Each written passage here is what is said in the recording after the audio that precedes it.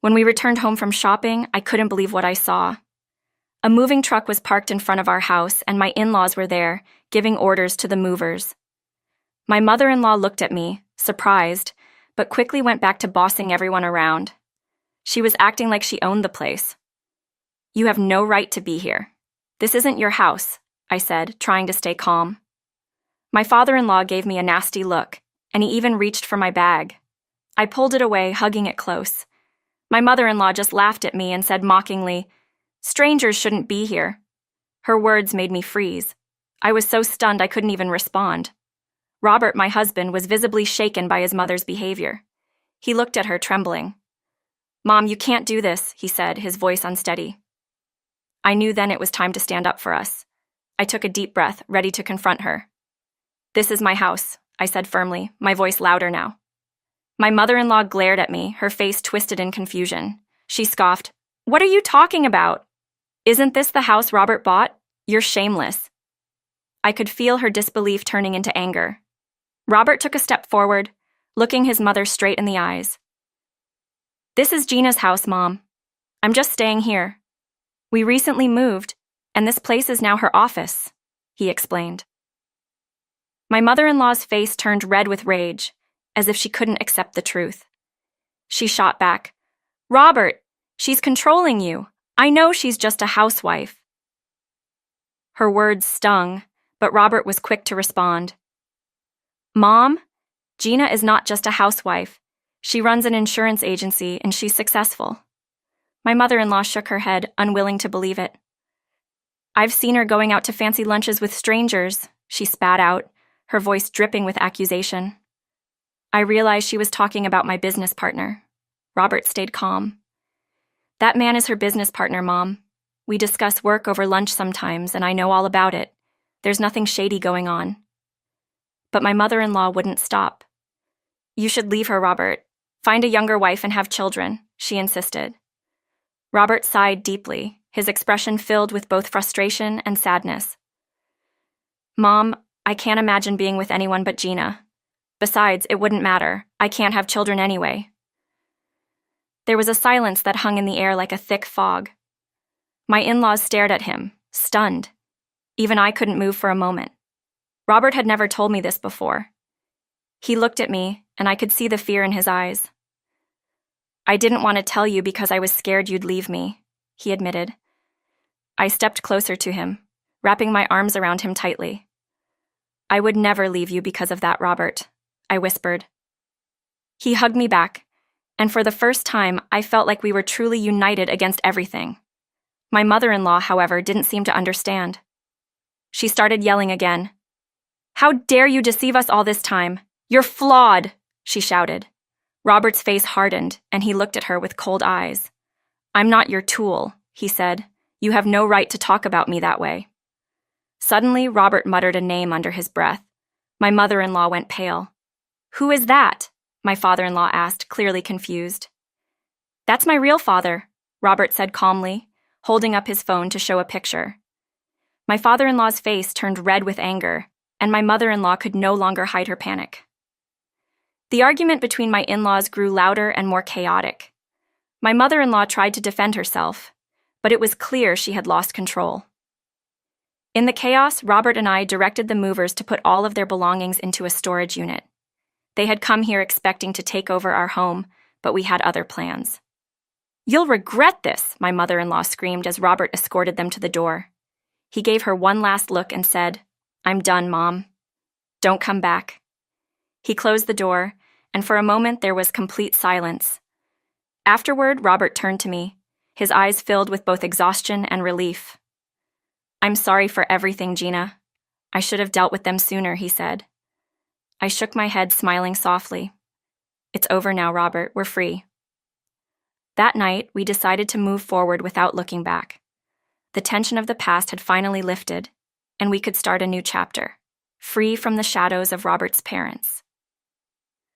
The next few weeks were peaceful. Robert and I enjoyed the quiet, uninterrupted by anyone. We made plans for the future, just the two of us. We adopted a cat, a small symbol of the new family we were building together. Her name was Maureen, after the memories Robert had of fishing with my father. As I opened the door for our new furry friend to arrive, I knew that this was the beginning of a truly fresh start for us, one where we could finally live without fear of intrusion, just filled with love, trust, and the promise of a better future. A few days after the incident, Robert and I sat down to discuss what had happened in more detail. We needed closure, and it was time to let go of the anger and hurt that his parents had caused. Robert was visibly drained, but I could see the determination in his eyes. He wanted us to heal, and I wanted that too. "I've always felt like I owed them something," Robert began, his voice soft, almost a whisper. "But now I know it's not true. They've manipulated me for too long." I squeezed his hand, nodding in agreement. "You don't owe them anything, Robert. We're building our own life now, one that's ours." Robert smiled, a weight lifting off his shoulders. "Thank you, Gina. I don't think I could have done any of this without you." I smiled back, my heart swelling with love. We're a team, always. Weeks went by, and we settled into a peaceful routine. We spent more time together, taking long walks, cooking meals, and enjoying our evenings with Maureen curled up between us. There was a simplicity to our days now that felt like a true blessing. No more unexpected visits, no more drama, just us and the life we wanted to build. But just as we were beginning to feel truly comfortable, there was an unexpected knock on the door. Robert and I exchanged glances, tension immediately returning to the air. "Who could that be?" I asked, my voice hushed. Robert walked to the door, his expression guarded. He opened it slowly, and standing there was a stranger, a middle-aged man in a suit holding a briefcase. "Hello, are you Robert?" the man asked politely. Robert nodded, his eyes narrowing slightly. "Who are you?" "My name is Mr. Harris. I'm here on behalf of your biological father," the man said, his tone professional. Robert stiffened, glancing back at me. "My biological father?" he repeated, clearly caught off guard. "Yes, Mr. Dawson. He's requested to meet with you," Mr. Harris explained. Robert frowned, shaking his head. "I'm sorry, but I'm not interested in meeting him," he said firmly. Mr. Harris nodded, seeming to expect Robert's reaction. "I understand, but Mr. Dawson insisted that I give you this," he said, handing Robert an envelope. Robert hesitated before taking it, his eyes narrowing at the sight of his name written across the front. "Thank you, but I'm not making any promises," Robert said, his tone polite but distant. Mr. Harris nodded again, giving us both a small, respectful smile before turning to leave. Robert closed the door, looking down at the envelope in his hands.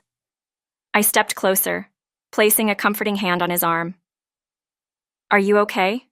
I asked softly. He looked up at me, his eyes conflicted. "I don't know. I never expected this," he admitted. We moved to the living room, sitting down on the couch. Robert stared at the envelope for a moment before carefully opening it. Inside was a letter, written in a shaky but elegant script. He began to read aloud. "Dear Robert, I know I am not in a position to ask for anything, especially after all these years of silence. But I want you to know that I have always thought of you, and I deeply regret not being part of your life. I would understand if you never wanted to see me, but I hope you might allow me a chance to explain myself. I made many mistakes, and I have lived with the consequences every day. I know this is sudden, and I respect your decision, whatever it may be. I only ask for a chance to meet you, even if it's just once. With hope, David Dawson." Robert finished reading, his voice thick with emotion. He set the letter down, his eyes glistening as he looked at me. "What do I do, Gina?" he asked, his voice breaking slightly. I reached for his hand, holding it tightly. "I think you need to do what feels right for you, Robert. If you want to meet him, I'll be right there with you. And if you don't, that's okay too." Robert nodded, swallowing hard. "I've always wondered about him. What kind of person he is, why he never reached out before," he said quietly. I could see the turmoil in his eyes, a mix of curiosity, fear, and pain. Maybe meeting him would give you the answers you've been looking for, I suggested gently. Robert looked at me, a small smile tugging at his lips. You're always so supportive. I don't know what I did to deserve you, he said. You're a good person, Robert. You deserve happiness, and if meeting him will help you find that, then I'll support you all the way, I replied. Robert took a deep breath, seeming to come to a decision. Okay, I'll meet him. Just once to hear what he has to say, he said, his voice steadier now. I smiled, leaning in to kiss his cheek. We'll get through this together, I promised. The next week, Robert arranged to meet his biological father at a small cafe in town. I could tell he was nervous, but he tried to hide it. As we arrived, Robert squeezed my hand, his eyes meeting mine. Thank you for being here, he whispered. Always, I whispered back, giving him a reassuring smile. We entered the cafe, and Robert scanned the room until his eyes landed on an older man sitting at a corner table, looking equally anxious. Robert took a deep breath, and we made our way over. Robert? The man said, standing up as we approached. Robert nodded, and the man's face softened, tears welling in his eyes. Thank you for coming, he said, his voice trembling. Robert offered a small smile, and they shook hands awkwardly before sitting down. I sat beside Robert, giving him silent support as they began to talk. David started to explain his side of the story, how he and Robert's mother had been in love, but circumstances had forced them apart. He spoke of regret, of longing to be part of Robert's life, and of the mistakes he had made. Robert listened quietly, his expression unreadable. As David spoke, I could see Robert processing everything. The pain, the loss, the years of questions he'd had. When David finished, there was a long pause. Robert finally spoke, his voice soft but steady. I don't know if I can forgive you, he said honestly, but I appreciate you reaching out. Maybe with time we can get to know each other. David's eyes filled with tears, and he nodded. That's all I can ask for, Robert. Thank you. As we left the cafe, Robert looked lighter, as if a burden had been lifted. He turned to me, his eyes filled with emotion. I think I'm ready to let go of the past, Gina, he said, his voice breaking slightly. I smiled, wrapping my arm around him. I'm so proud of you, Robert. That day marked a new beginning for us. It wasn't just about letting go of his parents or the pain they had caused. It was about embracing the life we were building, free from the shadows of the past. And for the first time in a long time, we felt truly at peace.